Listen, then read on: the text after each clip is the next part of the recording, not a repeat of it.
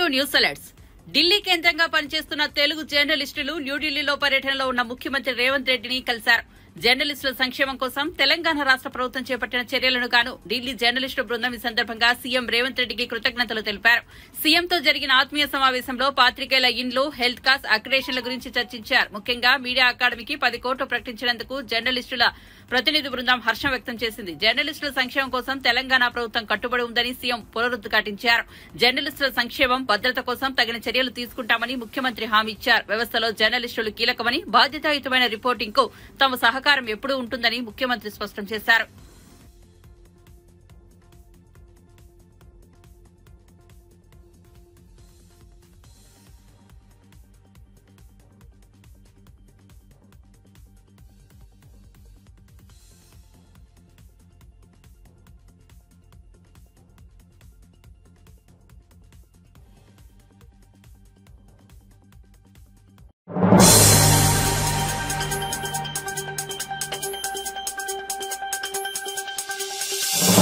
ఏపీలో వరద నష్టం పరిశీలించేందుకు వచ్చిన కేంద్ర బృందం ముఖ్యమంత్రి చంద్రబాబును కలిసింది. ఏపీలో వరద నష్టంపై అంచనా వివరాలను చంద్రబాబుతో పంచుకుంది. ఈ సందర్భంగా చంద్రబాబు స్పందిస్తూ రాష్ట్రంలో పంట నష్టంతో పాటు భారీ స్థాయిలో ఆస్తి నష్టం జరిగిందని, ఏపీలో సంభవించిన వరదలను జాతీయ విపత్తుగా ప్రకటించాలని కేంద్ర బృందాన్ని కోరారు. ఈ విపత్తును సాధారణ విపత్తులా చూడవద్దని విజ్ఞప్తి చేశారు. రికార్డు స్థాయిలో భారీ వర్షాలు, ఆకస్మిక వరదలతో ప్రజా జీవితం అతలాకుతలమైందని వివరించారు. సర్వం కోల్పోయిన వరద బాధితులు, రైతుల మంచి ప్యాకేజీ ఇస్తే తప్ప తిరిగి కోలుకోలేరని చంద్రబాబు స్పష్టం చేశారు. అందుకు కేంద్ర బృందం స్పందిస్తూ తమ పరిశీలనకు వచ్చిన అంశాలను కేంద్రం దృష్టికి తీసుకెళ్లి తగు సాయం చేసేలా తమ వంతు ప్రయత్నం చేస్తామని కేంద్ర బృందం అధికారులు ముఖ్యమంత్రికి హామీ ఇచ్చారు.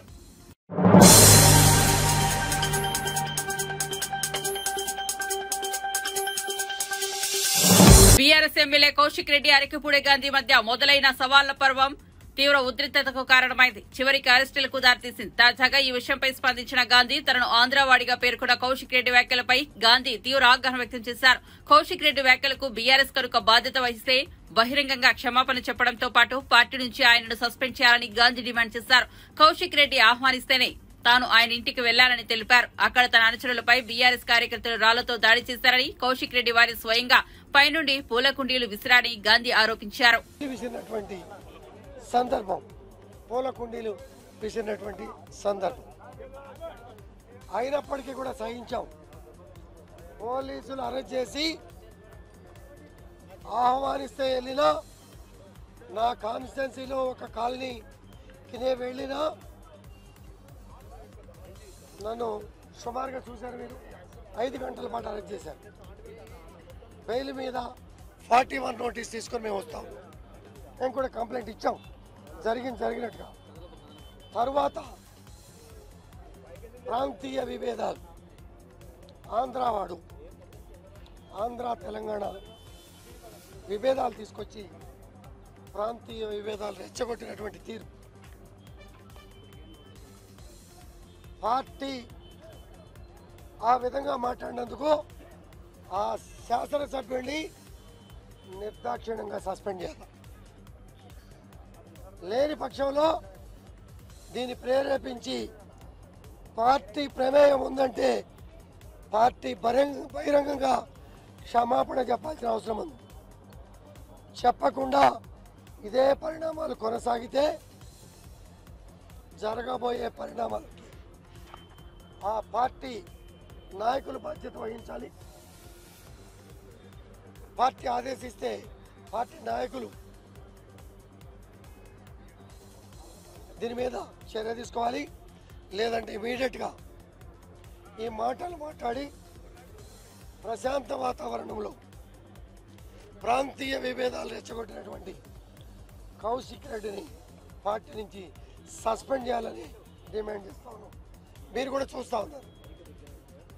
మమ్మల్ని దూషించడమే కాదు, మాట్లాడటమే కాదు, ప్రభుత్వంలో పనిచేస్తున్న అధికారులను కూడా చేసుకున్నటువంటి పరిస్థితి మీరే సోలింగులు పంపిస్తా ఉన్నారు.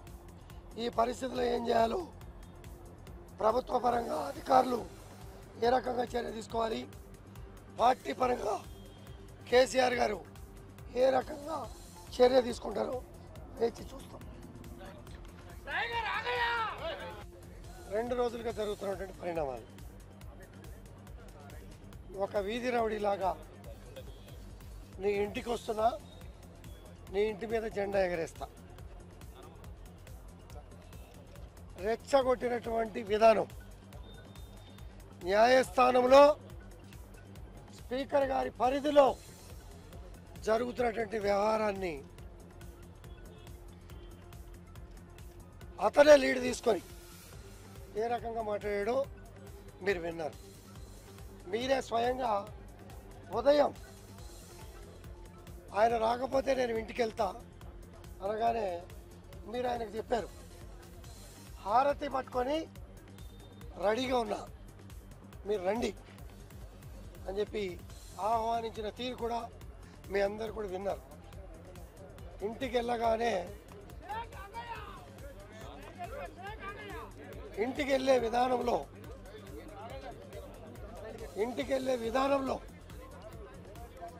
30-40 మంది పోలీసులను అడ్డుకున్న సంగతి మీరు కళ్ళారా కూడా చూశారు. మా వాళ్ళు కొంతమంది ఇంటికి వెళ్ళారు, ఎమ్మెల్యే గారు వచ్చారు అని చెప్పడానికి ఇంటికి వెళ్ళారు. ఇంటికి వెళ్తే మా వాళ్ళ మీద రాళ్ల దాడి, స్వయాన ఆయన భార్య పైనుంచి కిందకి కుండీలు విసిరినటువంటి సందర్భం, పూల కుండీలు విసిరినటువంటి సందర్భం. అయినప్పటికీ కూడా సహించాం. పోలీసులు అరెస్ట్ చేసి ఆహ్వానిస్తే వెళ్ళినా, నా కాన్స్టిట్యున్సీలో ఒక కాలనీకి నేను వెళ్ళినా నన్ను సుమారుగా చూశారు మీరు 5 గంటల పాటు అరెస్ట్ చేశారు. బెయిల్ మీద 41 నోటీస్ తీసుకొని మేము వస్తాం. మేము కూడా కంప్లైంట్ ఇచ్చాం, జరిగినట్టుగా. తర్వాత ప్రాంతీయ విభేదాలు, ఆంధ్ర తెలంగాణ విభేదాలు తీసుకొచ్చి ప్రాంతీయ విభేదాలు రెచ్చగొట్టినటువంటి తీరు, పార్టీ ఆ విధంగా మాట్లాడినందుకు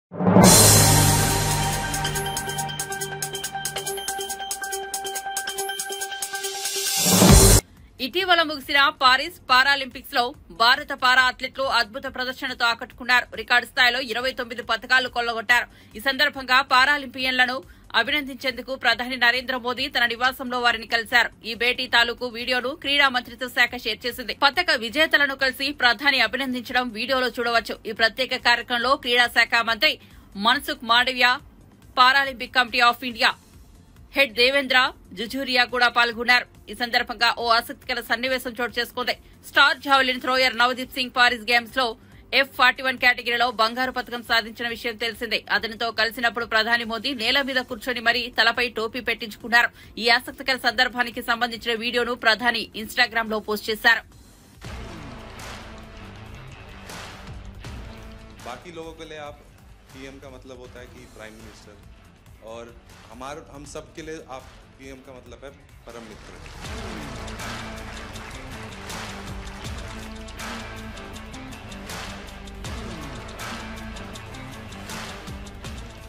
शीतल की सिग्नेचर मिल जाएगी आज मुझे। जाने से पहले आप जब सबसे बात करते हो और फिर आने के बाद सबसे मिलते हैं, आई थिंक सारे मेडलिस्ट, सारे एथलीट यही सोचते हैं कि हमें यही मौका मिले। सर, लोग पैरा को अभी तक अपनाए नहीं जिस तरह आपने अपनाया है। बहुत लोग को बोलता है हमारा ब्रांड एम्बेसडर कौन है, हमारा मोदी जी हमारा ब्रांड एम्बेसडर।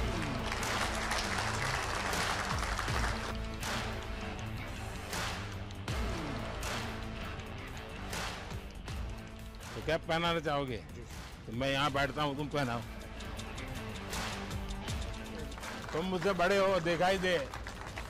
इस बार जिनकी रील सबसे ज्यादा पॉपुलर हुई वहां तो तुमने दिन निकाल दिए। अब घर में क्या होगा तेरा? है सिमरन? सर, ये जितना अच्छा बन के दिखा रहा है इतना है नहीं।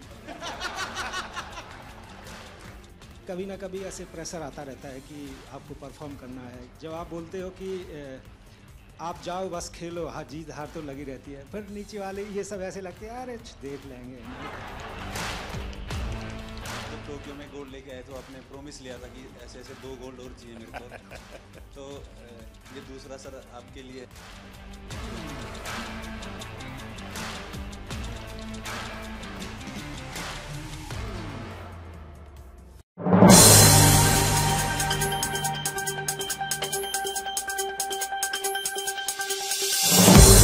కోల్కతా హత్యాచార ఘటన తాలూకు ప్రకంపనలు ఇంకా ఆగలేదు. వైద్యుల సమ్మె కొనసాగుతూనే ఉంటాయి. ఈ నేపథ్యంలో పశ్చిమ బెంగాల్ ముఖ్యమంత్రి మమతా బెనర్జీ కీలక వ్యాఖ్యలు చేశారు.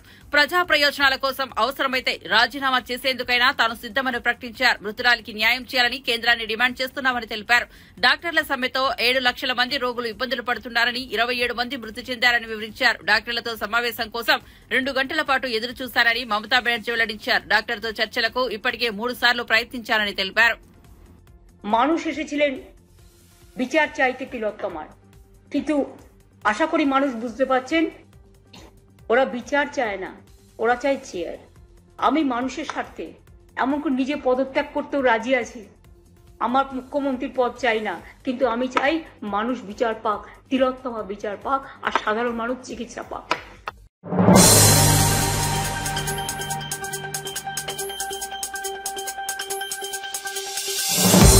తెలంగాణ ఇరిగేషన్ మంత్రి ఉత్తమ్ కుమార్ రెడ్డి, ఆయన భార్య ఎమ్మెల్యే పద్మావతి అమరావతి వెళ్లి ఆంధ్రప్రదేశ్ ముఖ్యమంత్రి చంద్రబాబు నాయుడుతో భేటీ అయ్యారు. అది మర్యాదపూర్వక సమావేశం మాత్రమేనని, 4వసారి ఏపీ మంత్రిగా బాధ్యతలు చేపట్టినందుకు అభినందనలు తెలిపామని మంత్రి ఉత్తమ్ ఓ ప్రకటనలో తెలిపారు. వీరిద్దరి మధ్య భేటీ సందర్భంగా ఇరు రాష్ట్రాల రాజకీయ అంశాలు చర్చకు వచ్చినట్టు తెలుస్తోంది. ఇటీవల కురిసిన వర్షాలు, వరదలతో తెలుగు రాష్ట్రాలకు జరిగిన నష్టాన్ని కూడా చర్చించుకున్నట్లు తెలిసిందే. 2 రాష్ట్రాల మధ్య సాగునీటి ప్రాజెక్టుల వివాదాలు భవిష్యత్తులో పరిష్కరించుకోవాల్సిన ఆవశ్యకతపై తదితర పైన చర్చించినట్లు సమాచారం.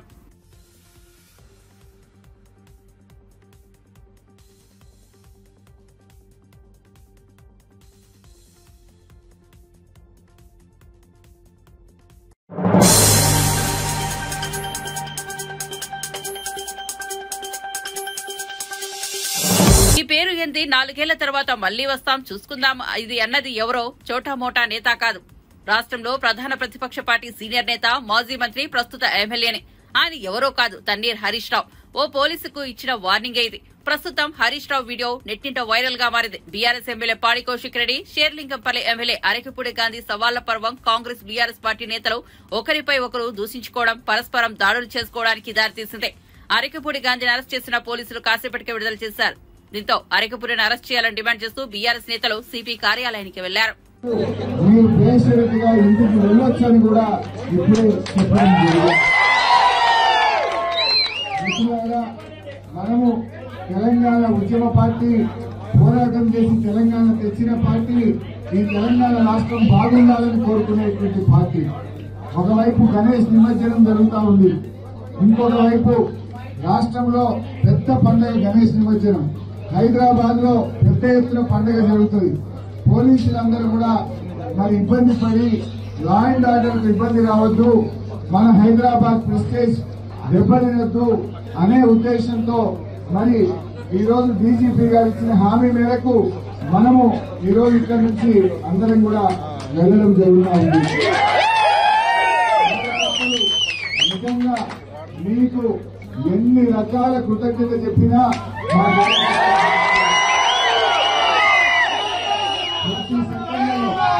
కొద్ది నిమిషాల్లోనే మమ్మల్ని అరెస్ట్ చేసి ఇటువైపు తెస్తున్నారని తెలవగానే మీకు మీరు ప్రాణాలకు తెగించి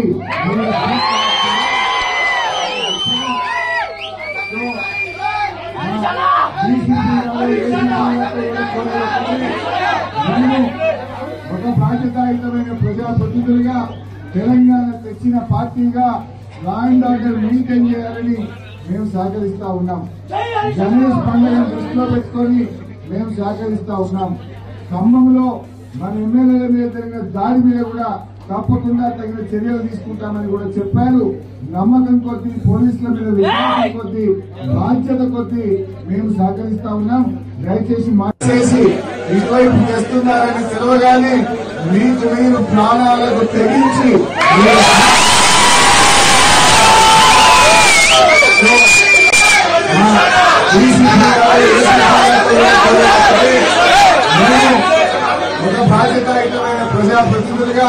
తెలంగాణ తెచ్చిన పార్టీగా లా అండ్ ఆర్డర్ మెయింటైన్ చేయాలని మేము సహకరిస్తా ఉన్నాం.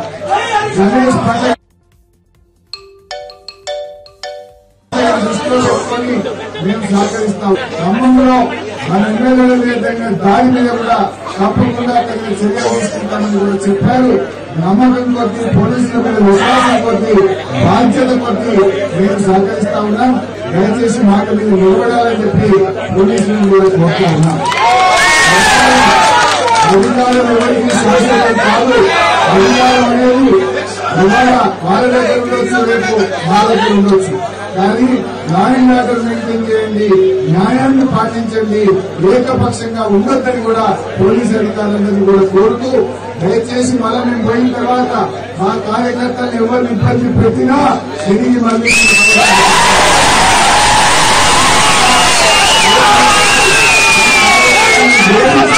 మా కార్యకర్తలను ఇబ్బంది పెడితే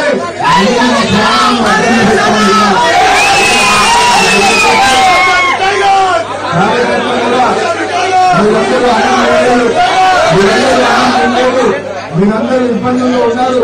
మన లక్ష్యం రైతుల రుణమాఫీ కావాలి. మన లక్ష్యం పేదలకు ఆసరా పెన్షన్ రావాలి. మన లక్ష్యం మహిళలకు 2,500 రావాలి. 5 రూపాయల డబ్బులు రావాలి. దాని మీద పోరాడదాం. దాని మీద ప్రభుత్వం మీద గట్టిగా పోరాడి ప్రజలకు మేలు జరిగే విధంగా చేద్దాం. దయచేసి అందరూ కూడా సంఘంగా నీటి ఇళ్లకు వెళ్ళాలి. డీసీ గారిని, పోలీసులకు కూడా మనవి, జిల్లాలో కూడా మా కార్యకర్తల్ని బయలుదేరి చేస్తున్నారట. అలాంటి పిచ్చి ప్రయత్నాలు మారండి. మన బాధ్యతాయుతమైన పార్టీ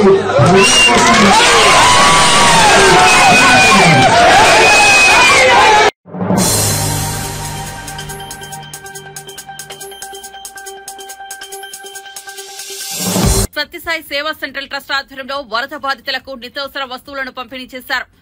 7,000 మందికి బియ్యం, కందిపప్పు, పంచదార, ఇతర వస్తువులను అందజేశారు. ఈ నేపథ్యంలో MP Kesineni Sivanath, MLA Bonda Uma Sathya Sai trust Ratnakar ట్రాక్టర్లను ప్రారంభించారు. ఈ సందర్భంగా కేసినేని చిన్ని మాట్లాడుతూ ప్రభుత్వం తరపున అనేక కార్యక్రమాలు చేశామన్నారు.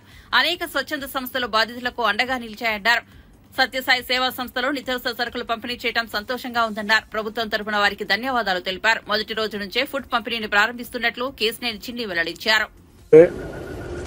ఇవాళ మహిళలు లోపలికి కూడా బురదలో ఉన్నా కూడా ఇతను రానివ్వకుండా చేశారు. కొత్త డ్రామా మొదలుపెట్టాడు. నేను భారీ విరాళం ఇస్తానన్నాడు. ఏంటో అందరూ అత్యంత ఖరీదైన ముఖ్యమంత్రి భారీగా విరాళం వస్తుంది అనుకుంటే 1 కోటి రూపాయలు అని వచ్చేసాడు. ఆ 1 కోటి రూపాయలు కూడా ఎక్కడికి పోయినాయో తెలియదు. ఒక కమిటీ వేస్తాడంట. అంటే రైతులు బాధల్లో ఉన్నప్పుడు, లేకపోతే ఎవరైనా ప్రజల బాధల్లో ఉన్నప్పుడు ఇస్తారు. వానికి ఒక కమిటీ వేసి ఈ 1 కోటి రూపాయలు కూడా ఎవరికి ఇస్తారో చెప్తారంట. అసలు ఒక్క మంచి నీళ్ల బాటిల్ కూడా ఇవ్వలేని వ్యక్తి, రాష్ట్రం ఇన్ని బాధల్లో ఉంటే బెంగళూరును జైల్లోకి తిరిగే వ్యక్తి, ఒక్కరోజు కూడా ఎవరిని పరామర్శించడానికి కూడా రాని వ్యక్తి. ఇటువంటి వ్యక్తి ఎందుకు 11 సీట్లు కూడా ఇచ్చామని వాళ్ళ రాష్ట్ర ప్రజలు బాధపడే పరిస్థితి ఉంది. ఇవాళ ఇతను చేసే రాజకీయం చూసి రాష్ట్ర ప్రజలు ఒకటే అనుకుంటున్నారు, నెక్స్ట్ ఎలక్షన్స్లో ఒక్క సీటు కూడా అకౌంట్ ఓపెన్ చేయలేరు.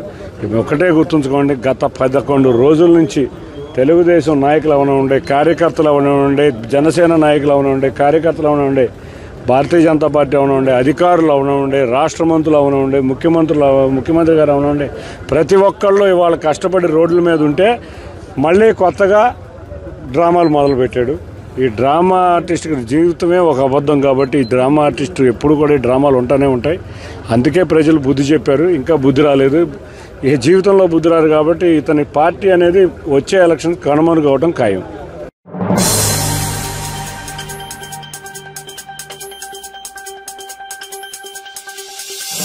చిత్తూరు జిల్లా పుంగనూరు నియోజకవర్గ చౌడేపల్లి మండలం బోయకొండ అటవీ ప్రాంతంలో పేకాట స్థావరాలపై పోలీసులు నిఘా ఉంచడంతో సుమారు 20 మంది పేకాట ఆడుతూ ఉండగా పోలీసులు దాడులు నిర్వహించారు. దాడుల్లో 13 మంది అదుపులోకి తీసుకోగా 4 పారిపోయారు. పట్టుబడిన వారి నుండి 20 ద్విచక్ర వాహనాలు, 13,81,000 నగదును స్వాధీనం చేసుకుని నిందితులను అరెస్ట్ చేసిన పోలీసులు దాడుల్లో పాల్గొన్న పోలీసు ఆఫీసర్లను డీఎస్పీ అభినందించారు. ఈ బోయకొండ అటవీ ప్రాంతంలో కొద్ది రోజులుగా గ్యామ్లింగ్ జరుగుతాయని చెప్పేసి రాబర్ట్ జమాసర్ మేరకు మా ఎస్పీ గారు ఇన్స్ట్రక్షన్స్ మేరకు స్పెషల్ పార్టీ వేసి మా పలమేరు ఐడి పార్టీని, అట్లాగే special branch head constable Masudan రెడ్డిని, ఇన్స్పెక్టర్ లీడ్ చేసి తీసుకెళ్లి ఓ పార్టీ తీసుకెళ్లి అక్కడ రైడ్ చేస్తే దాదాపు 20 మంది దాకా ఓ ప్యాకెట్ నిర్వహిస్తూ కనపడినారు. ఇన్స్పెక్టర్ గారు తను తీసుకెళ్లిన సిబ్బందితో దాదాపు 13 మందిని అదుపులో తీసుకున్నారు. మిగిలిన వాళ్ళు కొద్దిమంది అటవీ ప్రాంతంలో పారిపోయారు. వాళ్ళలో మెయిన్గా ఈ మదనపల్లి జిల్లా మల్లికార్జున ఆలియాస్ అర్జున్ రెడ్డి, తర్వాత బాలాజీ నాయక్, నాగేంద్ర, అకుల్ రెడ్డి అనే వాళ్ళు ఆ గ్యాంబ్లింగ్ను కండక్ట్ చేస్తున్నట్లు అర్థమైంది. వాళ్ళు పట్టుకొని మొత్తం చూస్తుంటే వాళ్ళు అందరూ ఆడుతూ రకరకాల ప్రాంతాల దగ్గర తప్పించుకున్నారని తెలిసింది. వాళ్ళ దగ్గర దాదాపు 13,81,050 రూపాయలు సీజ్ చేయడం జరిగింది. అందరి వెహికల్స్ సీజ్ చేయడం జరిగింది. ఆ వెహికల్స్ ఆధారంగా ఎవరెవరు పారిపోయారు, మిగిలిన అడ్రస్ పెట్టుకోవడం జరుగుతుంది. వీళ్ళందరినీ ప్రాపర్టీని మొత్తం అంతా కోర్టుకు సరెండర్ చేసి వీళ్ళ మీద కేసు ఇష్టం జరిగింది. కోర్టుకు సరెండర్ చేస్తాం.